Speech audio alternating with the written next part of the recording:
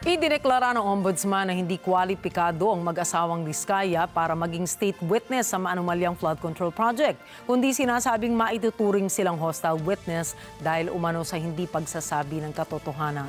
Si Vic Somintak sa report. Dahil sa pagtalikod ng mag-asawang Curly at Sara Diskaya na makipagtulungan sa gobyerno, kaugnay sa ginagawang paghahabol sa mga sangkot sa maanumalyang flood control projects ng gobyerno, hindi na sila kwalipikado bilang state witness.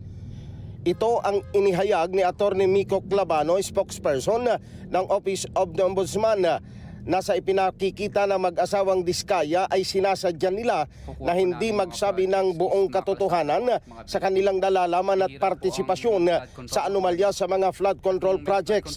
Sinabi ni Clavano na handa ang Office of the Ombudsman na usigin ang mag-asawang Diskaya at maalis na rin sila sa protective custody ng Department of Justice at sila ay maituturing na hostile witness dahil hindi nagsasabi ng buong katotohanan. The Diskayas, due to their uncooperative behavior now, there's absolutely no chance that they can even become state witnesses anymore. Because of their statement that they are uncooperative, then they are deemed to be hostile witnesses and can only be charged as respondents and in the future accused, in the case of malversation of public funds, falsification of public documents, and all the other crimes that they were a part of.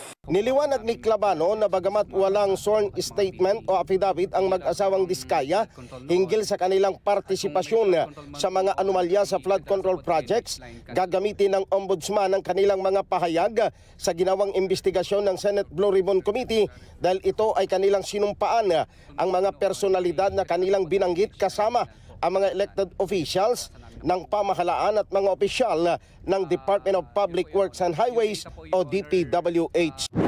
Vic Somintak para sa Mata ng Agila, matatag, matapang, matapat.